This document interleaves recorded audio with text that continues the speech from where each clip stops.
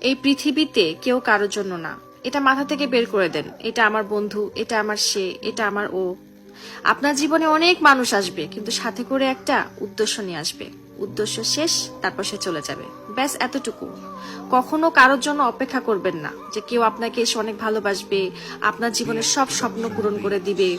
না, নিজেকে ভালোবাসুন, নিজের জন্য সময় বের করুন। নিজের জন্য এক কাপ চা বানিয়ে আপনার পছন্দের কাপে চা ঢেলে ঘরের সবচাইতে সুন্দর জায়গায় কোনায় বসে চায়ের মজাটা নেন। দেখবেন আপনার অনেক ভালো লাগবে।